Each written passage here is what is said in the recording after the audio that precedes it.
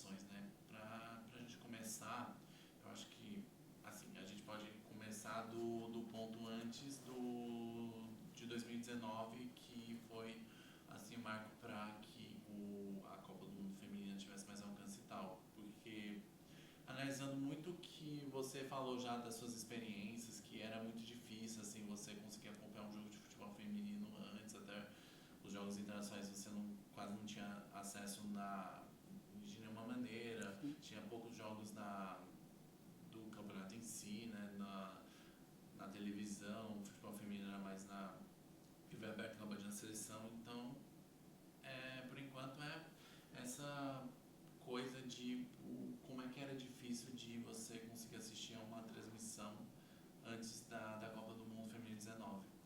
Era um desafio enorme porque o meu computador ficava submetido a muitos vírus, né? O que acontecia? Como a gente gosta de acompanhar muitas ligas internacionais também, não tinha no Brasil ninguém que passasse, transmitisse em português, ninguém transmitisse no Brasil. E aí a gente tinha que arrumar alternativa e a gente achava os canais. Então, por exemplo, a gente sabia que canal ia passar, buscava na internet uma maneira de ver esse canal. Os canais originais, eles tinham o tal do Geoblock, então a gente já não conseguiria acessar. Então a gente arrumava outras alternativas, ia afundando mais, até esbarrar nos links alternativos, eu prefiro dizer assim. Então era muito desse jeito. E no futebol brasileiro, de 2016 para cá, a gente está tendo mais cobertura. Mas antes disso, quando a gente cobriu uma Copa do Brasil, por exemplo, quando tinha, né, a Copa do Brasil, não tinha transmissão, Sim. né? Era difícil você arrumar informação, porque o site oficial da Confederação só atualizava isso tipo no primeiro dia útil, então os jogos eram no final de semana, atualizavam os resultados na segunda. Então a gente procurava, garimpava quem estava no lugar, quem estava na região, no estado, na cidade lá que fazia os jogos. Você vai pro jogo? Vou pro jogo. Então, ó, quando acontecer isso, só manda mensagem para avisar. E a gente conseguia atualizar em tempo real. Mas era assim, era desse jeito. Não vou fazer aquele papo de que, nossa, na minha época era mais. Não, nada a ver. Não quero lembrar dessa época. Bom é hoje mesmo, que a gente já tem muita informação, já tem muito lugar onde achar informações. Para quem está chegando, para quem está começando a cobrir o futebol feminino, que bom que ele chegou nesse momento. Que bom que ele chegou no momento que ele possa ter transmissões para ver tanto aqui quanto fora do país. Que ele possa ter alguns sites que tenham ali aquela parte de estatística, de dados históricos, não sei o que, é bom, né? Então só tem a agregar, porque essa galera já chega num momento interessante e já chega com base informativa também muito boa. Então, eu falo isso porque sempre tem aquela coisa meio saudosista, né? Essa galera que tá chegando agora, nossa, não viveria naquela época. Não, eu acho besteira isso. Eu acho que a tecnologia aí tá para agregar e a galera nova que tá entrando nesse contexto, né, também tá num momento bom para que possa contribuir cada vez mais para fortalecer e para aumentar o engajamento no futebol feminino. Sim. Que é isso que é o mais interessante, né? Acho que a internet ela potencializou isso. Potencializou o futebol feminino que a gente vê hoje em várias plataformas, em TV aberta e tudo mais, começou graças à mobilização da internet. Então, isso sim. Acho que isso vale a pena. Mas realmente, era um período bem complicado, mas que ainda bem, hoje não é tão complicado assim como era. E isso tudo também devido à Copa Feminina 19, né, que foi muito importante para a modalidade, que foi a primeira que teve transição da TV Globo, e até por conta disso, Sim. que acabou dando uma chama, assim, tipo, que começou a ter mais interesse. Foi aí que aquele pensamento de, podemos investir no futebol feminino e tal, e até por questão de ligas internacionais, que a partir daí também começou a passar igual como se fosse as ligas internacionais na ESPN, sabe? Da época de 2000, que intensificou mais essas transmissões que geralmente não ia ter tanto assim antes da Copa Feminina. Isso foi muito importante também, né? Sim, sim. 2019 foi um marco, pensando em cenário nacional, óbvio que o maior canal do país tem influência nisso, mas eu sinto que é algo que já estava sendo formado, já era uma coisa que estava sendo instigada ali, né? Então já havia um movimento nas redes sociais de popularização e acesso ao futebol feminino, já tinha outros canais já né, priorizando o futebol feminino não só em âmbito nacional, mas em âmbito internacional também, e com outras linguagens, né? Tinha canal que falava sobre os uniformes dos times, tinha canal que falava sobre o mercado da bola, já estava diluindo isso de uma maneira muito interessante. E 2019 foi a virada de chave, assim, pensando em âmbito nacional. Eu costumo falar que acho que até 2022, 2023, acho que 2023 também, eu acho que a gente cresceu, que a gente recuperou uns 10 anos em 5. É maior do que eu esperava, esse crescimento, mas é menor do que precisa. Né? Ainda hoje a gente vê... o brasileiro vai começar agora, 2024 vai começar agora. Não são todos os jogos que serão transmitidos. Né? Então, você imagina qualquer torneio do campeonato masculino tendo um jogo que não seja transmitido? Né? Hoje até a Série D é toda transmitida. Né? Você pensando em elite, assim, você imagina isso? Eu não imagino. Então, é um fator do qual a gente se preocupa. Em âmbito internacional, acho que é uma coisa que já desde 2017, e aí é uma sensação, tá? É uma sensação que eu tenho. Em 2017 teve uma Euro, essa Euro ela teve ali uma popularização, o fator da Holanda, uma zebra ter ganhado ajuda também, porque né, você coloca a competitividade, ele já vê que está mudando. Então isso também já estava gerando algumas coisas, algumas ligas já estavam ali. O Barcelona surgia com um projeto de querer ser o melhor time do mundo em tantos anos. Você já vê uma mobilização na Inglaterra, né, hoje, sem dúvida, a maior liga do mundo. Então você já vê, e aí 2019 também só consolida isso, né? E 2019 acho que é a virada de chave para a gente ver o futebol feminino que a gente vê hoje. Se a gente ligar na TV, é capaz de a gente achar um jogo lá do campeonato inglês, do campeonato italiano, agora o campeonato norte-americano, que a ESPN vai transmitir também. Você vai ver Brasileirão, você vai ver Brasileirão Sub-20, você vai ver os Jogos do Brasil da Copa Ouro, você vai ver amistosos internacionais. Você tem aí um leque aí que você consegue explorar melhor. E pensando nisso, assim, de como é que as empresas projetam, assim, os campeonatos, porque a questão aqui é que você estava falando sobre o Brasileirão, que até, eu acho que 2021, 2022, tinha transmissão de todos os jogos, né, na antiga Eleven Sports, e aí por conta de uma fusão global, aí veio que elas vão ter um interesse no futebol brasileiro, e aí se viu que uma mudança, pelo menos uma involução no futebol masculino, então de jogos transmitidos em uma plataforma só e tudo misturado por transmissões dos próprios clubes. E também teve um aumento de alcance na Globo, mas é assim, como é que as federações, como é que as empresas têm que pensar assim no produto, né, no produto futebol feminino para conseguir aumentar o alcance, para conseguir aumentar todo o projeto que veio em 2019, veio essa coisa de seleção. Essa chama, né? Isso, só estou pensando nessa coisa de chama mesmo. Sim. Acho que tudo passa pela valorização da própria CBF, tá? Lógico, canais vão se interessar no futuro. Os canais vão se interessar. A gente até o Secretaria de Comunicação do Governo já informou que a emissora do governo vai transmitir, né, alguns jogos. Então a gente talvez tenha resolver esse problema. Mas supondo que isso não fosse possível, a CBF, vou dar o exemplo do Paulista, a Federação Paulista. Todas as competições em larga escala, masculino, feminino e base, são transmitidas pela Federação Paulista de Futebol. Seja pelo YouTube da Federação Paulista, seja pela plataforma, né, o Paulistão Play, ou seja diluído em outros canais. Então você vê a Casa TV transmitindo, você vê a Record transmitindo, você vê outros canais transmitindo, você vê uma coisa diluída. No feminino é quase a mesma coisa, numa menor escala. É verdade.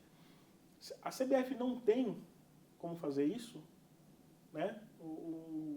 A confederação da camisa mais pesada do mundo, que ainda né, apesar de tudo ainda não tem uma condição de fazer um canal próprio, uma CBF TV, e fazer e garantir que esses jogos tenham transmissões. E aí eu me refiro justamente a esses jogos que não têm a anuência na TV, por exemplo.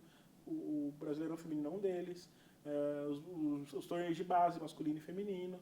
Então, eu acho que passa muito pela CBF, porque ela está falando do produto dela. e o produto dela pode ser rentável. A gente tem vários exemplos aí no mundo, na Inglaterra, que eu citei agora há pouco, a Inglaterra ela tinha uma plataforma para que você assistisse todos os jogos de forma gratuita. Baseado nisso, hoje outros canais se interessam, outros canais transmitem, então dilui muito. Então, os jogos que não são transmitidos na TV aberta, na TV fechada e na internet, vão para o FA Player, ou seja, todos os jogos estão cobertos ali. Né? Todos os jogos têm ali uma garantia de que vão estar em algum lugar, em alguma plataforma. A CBF não tem essa condição, né? Com tudo que ganha, com tudo que a gente sabe que ganha. Sabemos também a maneira questionável, né, que a Confederação Brasileira de Futebol lida com isso, é verdade, mas alguém vai querer me convencer de que a CBF não tem como fazer isso? Então, acho que principalmente passa muito pela CBF. E, claro, as federações, a gente esbarra num problema que é histórico.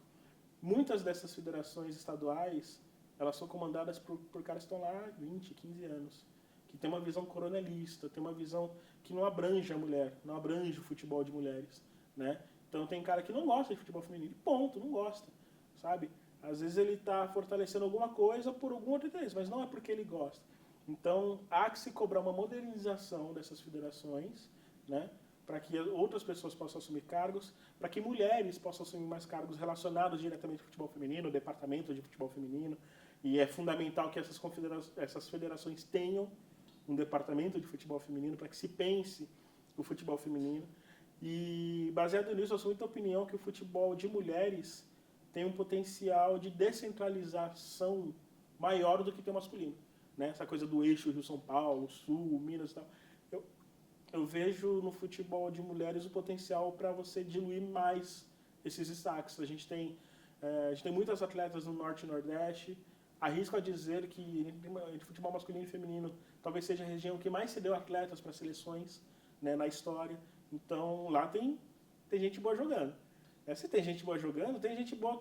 Ex-atleta, por exemplo, que era de lá, pode atuar num cargo diretivo de um clube, de uma federação.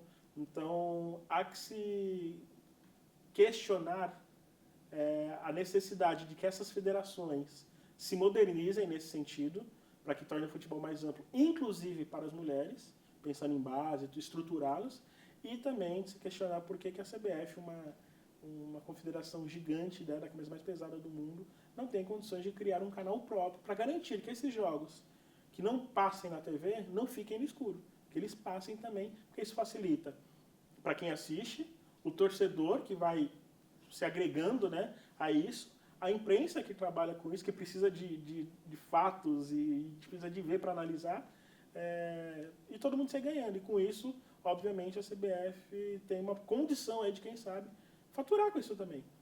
Porque de fato a CBF não pensa no próprio produto, né, que ela tem em mãos de ter Sim. 3 divisões de futebol feminino, de ter... Tinha até a Copa do Brasil, mas não tinha mais. E é essa questão, né, de você planejar a questão do produto futebol feminino em si, até porque, voltando da Federação Paulista, estava se planejando assim, tipo, a empresa antiga, Eleven, queria pagar pelas transmissões, aí a Federação Paulista via que não era o momento de fazer cobrança de transmissão para o público que ainda está se adquirindo, que está se acostumando às transmissões na internet.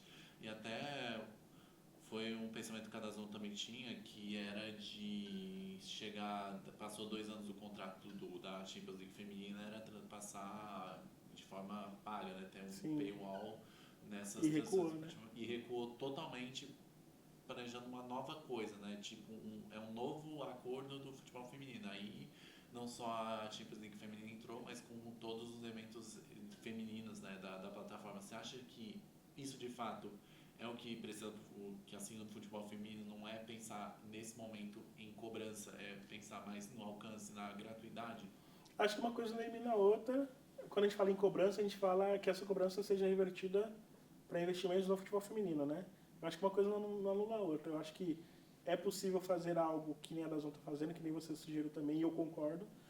Popularizar o acesso ao futebol de mulheres, não só no Brasil, não só de futebol brasileiro, mas de outras ligas. Hoje a gente tem a Liga da Espanha no DAZN, a Liga da Alemanha no DAZN, a gente tem a Champions League, nada... A própria NWSL, que vai ser dividida agora por outros canais, assim, no Brasil, assim como a própria Champions League também, né, que vai para outro canal também. Mas isso não impede do futebol feminino arrumar outras maneiras de arrecadar, né?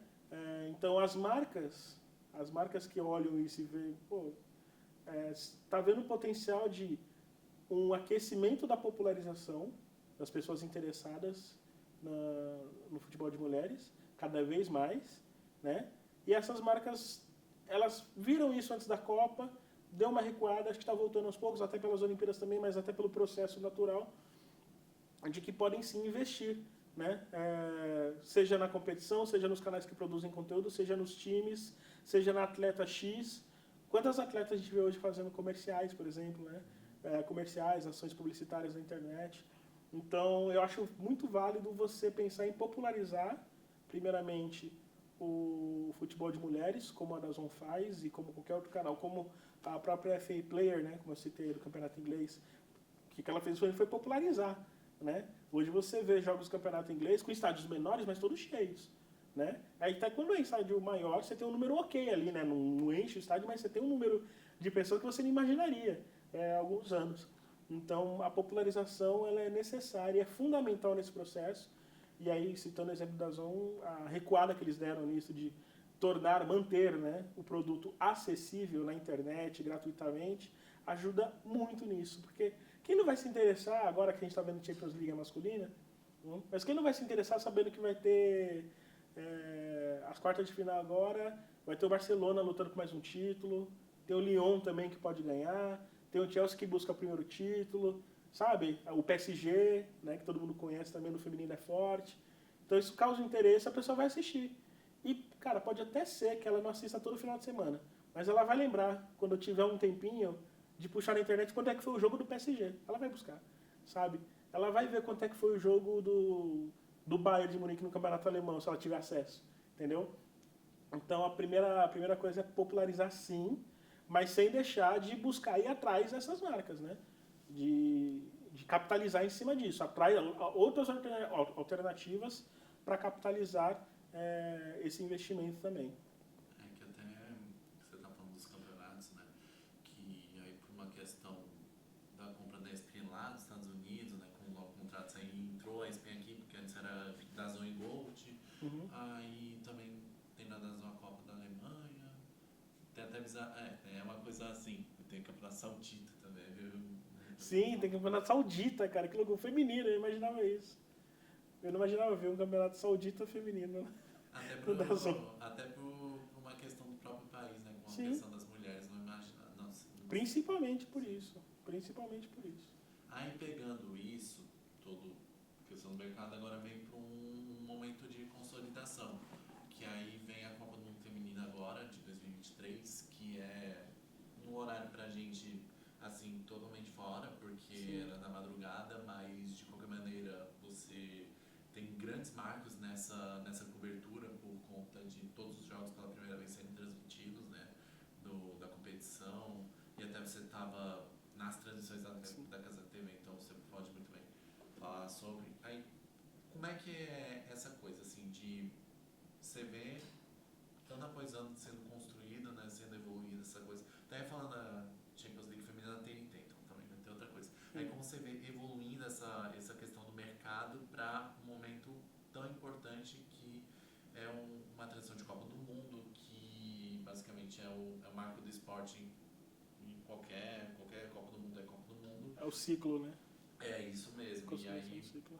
como é que vê essa questão da consolidação de tantos anos, né, de marco ali no futebol de 2019, e aí toda essa construção para você ver que consolidou o futebol feminino em si. Eu concordo com você. Inclusive dá para falar exatamente isso, né? 2019 foi o marco, em 2023 a consolidação. Em que pese o horário que não era nada convidativo, eu acho que a gente poderia ter tido um potencial muito maior se fosse que nem a Colômbia era uma das candidatas, né? Imagina uma Copa dessa na Colômbia. Além da proximidade de muitos brasileiros poderem ir para lá, imagine a questão do horário e tudo mais. No entanto, para minha surpresa, eu acho que ela teve um alcance, uma adesão maior do que eu imaginava, né? Era muito comum na Casa TV eu não lembro, pode ser que tenha tido, tá? Mas eu não lembro de um jogo que eu tenha feito na Casa TV, eu fiz 13 jogos, um jogo que tenha tido menos de 120 mil pessoas assistindo. E eu acho isso pra mim um baita de um número. A maioria desses jogos aí com mais de 300 mil pessoas, jogos do Brasil batendo 1 milhão. Então, eu confesso que eu não achava que ia chegar a tanto. E isso foi bom porque despertou muito interesse das pessoas, aquelas que não puderam assistir, assistiam durante o dia, eu via um programa, ouvia um vídeo. Então, acho que trouxe mais pessoas para o interesse do futebol feminino e mudou-se também a maneira de se falar de futebol feminino. Era muito comum você ver todo mundo hostilizando e tudo mais. Ainda tem, isso num país machista que é o nosso, é óbvio que vai ter. Mas eu vejo muito mais as pessoas interessadas em conhecer. Oh, mas esse time da Colômbia é bom mesmo no feminino? Né? Porque do nada ganhou de uma Alemanha. Oh, mas eu achava que a Alemanha fosse forte, então ele quer saber o porquê que a Alemanha não passou da primeira fase. O próprio Brasil, né? Por que o Brasil não passou da primeira fase? Então, causa desperta o interesse. Então, essa Copa, acho que ela ajudou nesse sentido, sim. Ela me surpreendeu porque eu ainda acho que ela poderia ter um potencial muito maior de adesão se fosse no horário para o nosso país, né? Para o Brasil, mais convidativo, mas ainda assim ela superou as minhas expectativas nesse processo. E aí eu vejo um caminho meio que sem volta, assim. Né? Você citou aí a TNT querendo transmitir a Champions League. E aí começa a transmitir as quartas de final. Ano passado a Casa TV transmitiu a final da Champions League, transmitiu a Copa, que a princípio, vamos lembrar, ia ser um jogo por dia. Ia ser um jogo por dia. Só que ela conseguiu um acordo e transmitiu todos os jogos, que foi a primeira vez que isso aconteceu no Brasil. A Globo, por mais discussões que a gente tenha, né, de não transmitir o Brasileirão completamente, chegar na fase final ela vai garantir todos os jogos em transmissão. Então, é um canal que garante uma audiência massiva, né? Então, assim, eu não vejo um caminho que não seja... eu vejo um caminho sem volta, né? De cada vez mais canais, e ainda mais com essa popularização da internet também, né, das transmissões via internet, eu acho que a tendência é que cada vez mais a gente popularize esse acesso para outros centros, que não só o futebol brasileiro. Acho que principalmente o futebol brasileiro, né, mas não só, criando esses pontos de interesse. Então, acho que é natural que as pessoas vão se habituando mais a ver jogos de futebol feminino e, consequentemente, os canais vão aderindo a isso. Porque eu ainda vejo os canais muito com o pé atrás. Eu vou fazer, mas não vou entrar de cabeça. Eu vou fazer uma final, vou fazer uma... E eu entendo, eu confesso que eu entendo. Mas eu acho que é um negócio que dá pra maturar ao ponto de, a partir da temporada X, a gente vê uma Champions League coberta do início ao fim. Entendeu? Um Brasileirão coberto de cabo a rabo do início ao fim. Uma Libertadores, que ainda hoje né? Só que aí muito pela internet e tal, mas que os canais também possam garantir isso do início ao fim. A gente vai fazer mais 2 perguntas e tal. É até interessante essa coisa que a Globo garantiu, tá? Ela não... Vamos lá, na TV aberta teve menos transmissões de futebol brasileiro de graça. Só que com a Globo você viu que a audiência é outra coisa, né? Sim. Você calculando a audiência das fases finais na Globo e quando era na Band, você viu duplicar até triplicar por conta do alcance da emissora e tal. O que seria considerado uma audiência ruim na Globo, né? Sei lá, quarta-feira à tarde bater 11 pontos pode ser considerado ruim para os padrões da Globo, mas dos padrões do futebol feminino, o alcance que a emissora tem, é uma baita audiência.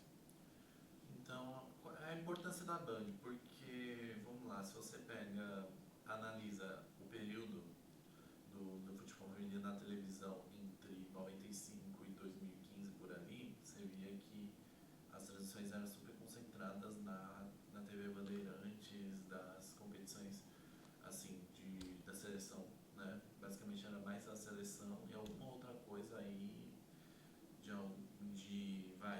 talvez transmitir algum brasileiro, mas o importante é que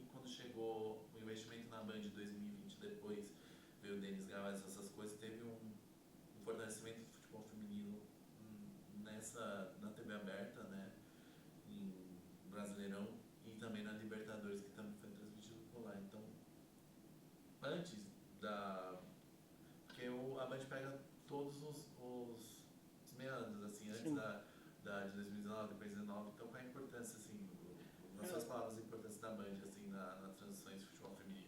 A gente não pode, de forma alguma, esquecer da importância da Band na difusão do esporte como um todo, né?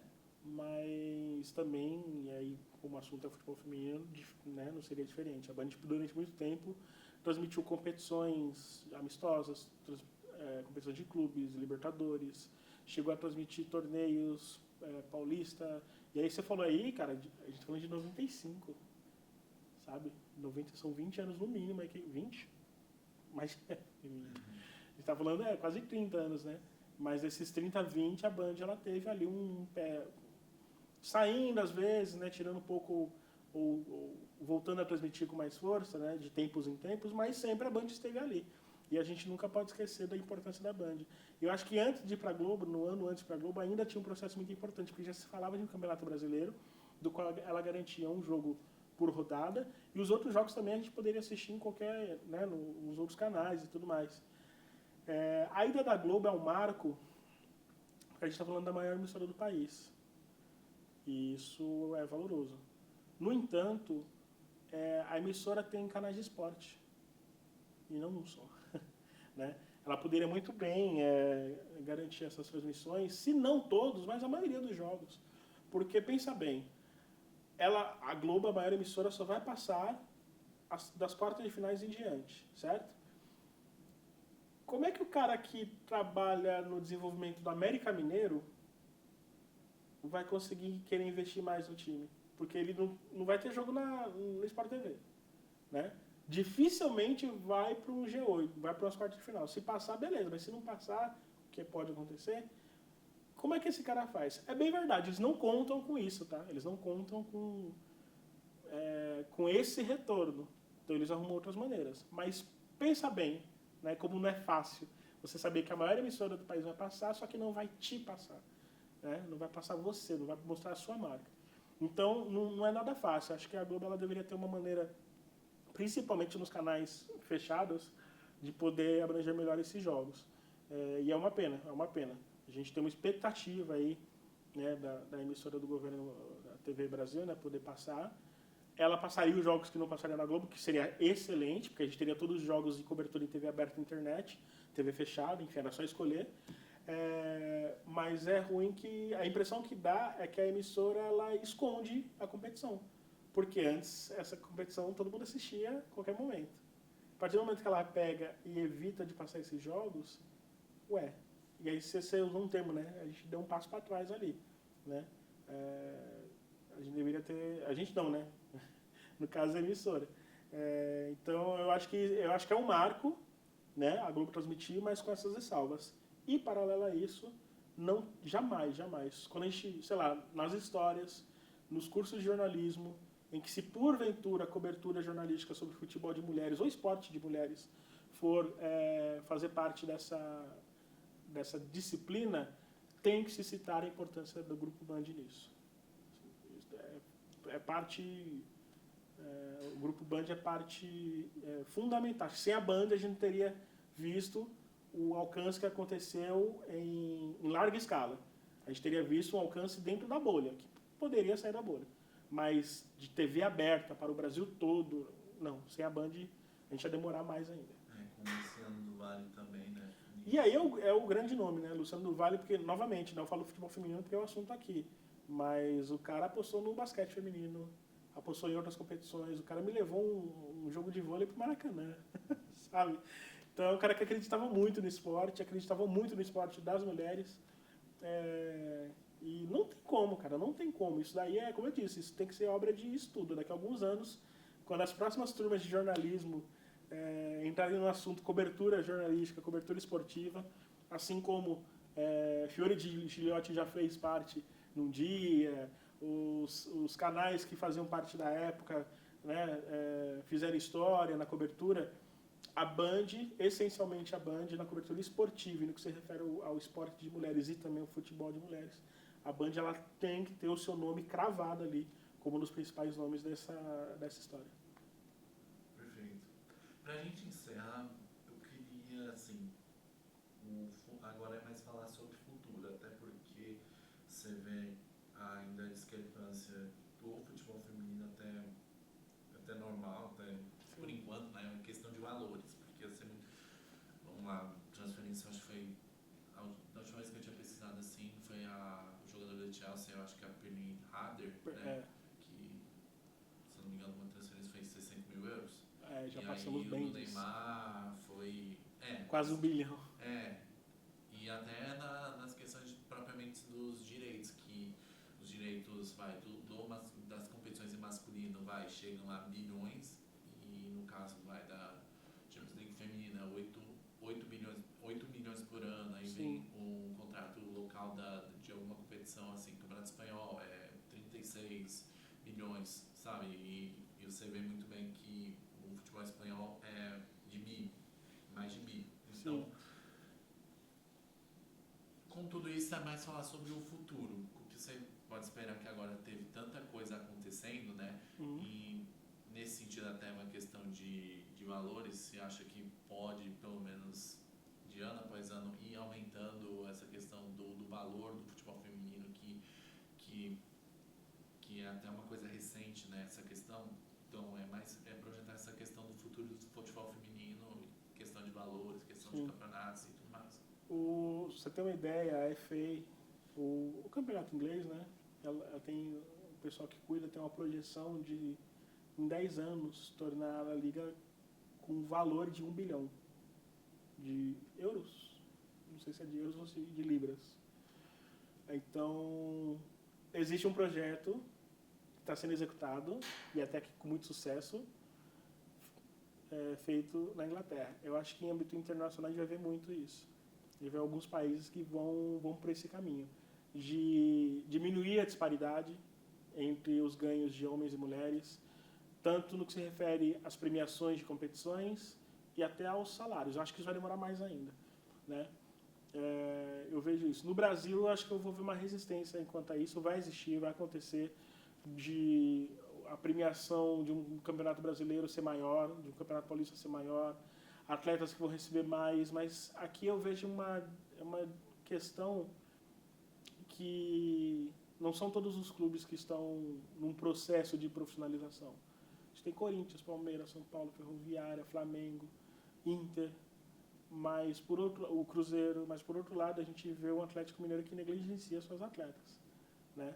Teve que mudar todo o elenco por uma questão de condições. É bem verdade que agora fez o lançamento aí do seu novo centro de treinamento. A gente teve o caso do Ceará também, que dispensou todas as atletas. Então, tem muito disso ainda, nessa disparidade. Eu vejo uma disparidade maior em relação a isso.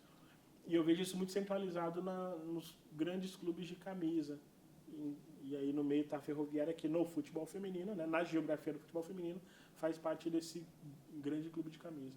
Então, acho que aqui vai ser um pouco mais demorado.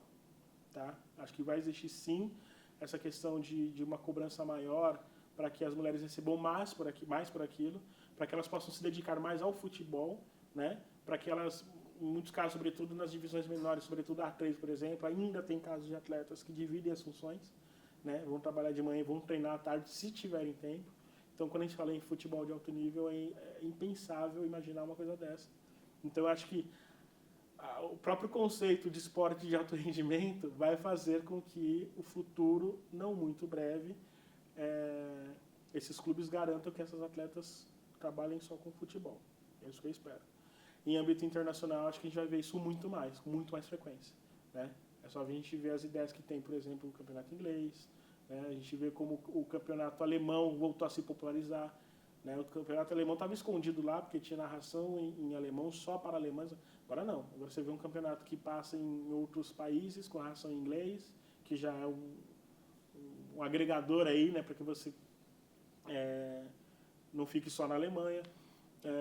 O campeonato espanhol também, acho que é um campeonato que vai ser... O campeonato mexicano, né? A gente fala muito, o campeonato mexicano é um campeonato que cresce muito, é um campeonato que populariza bastante, é um campeonato que chega a ter recorde de público na reta final. Já conta com grandes estrelas, né, que eram da Espanha jogando lá. É uma loucura, né, pensar nesse campeonato mexicano e esteja nesse processo. Mas eu vejo isso. No âmbito internacional, acho que a gente vai ver isso com mais frequência. No âmbito nacional, acho que vai ver sim, mas acho que vai demorar um pouquinho. Tem uma exigência assim, do futebol brasileiro ser basicamente gente ter um time de futebol feminino para conseguir até no futebol masculino também. Então, e Isso. até a Liga da Colômbia também, né, que estava para basicamente deixar de existir, aí teve uma campanha. A Liga Colombiana, ela passa por um processo de luta ainda, né? Não é uma liga semi-profissional, acho que não sei se profissionalizou essa temporada, mas era semi-profissional. Mas é uma liga que, de acordo com o que está acontecendo na seleção, então, por exemplo, se tiver a seleção de base conseguindo bons resultados, revelando grandes jogadoras como Linda Caicedo, por exemplo, né, um dos grandes nomes. Aí vai para a Copa, faz uma excelente campanha, acho que foi uma excelente campanha. Você num grupo com Alemanha, Marrocos e Coreia do Sul, se conseguir, daria para passar, mas passar eliminando a Alemanha é loucura imaginar uma coisa dessa. Então, acho que é um processo interessante. Alguns países da América Latina a gente vai ver isso, Argentina, Chile, ainda há muita resistência enquanto a isso, né? Mas, de um modo geral, eu acho que um passo importante seria, por exemplo, a Libertadores ela ter um calendário mais extenso, para que os times joguem em seus países. É só a gente ver quando acontece uma final no Peru, por exemplo, os dois jogos lotam. Vira e mexe, você ficou vindo aí, recorde na América Latina, aí foi no Equador, foi no Peru, aí o Brasil vai lá e bate de novo, né? Então, imagina jogos de Libertadores, no formato que a gente conhece a Libertadores, o Alianza Lima recebendo os seus times no Peru, né? O Independente Del Valle recebendo os seus times em Quito, os times argentinos, né? Recebendo os seus adversários em casa. Eu acho que é uma tendência que isso pode ajudar a fortalecer e a tornar o ambiente mais competitivo. Porque todo mundo vai querer estar numa competição dessa. Finalizou, né?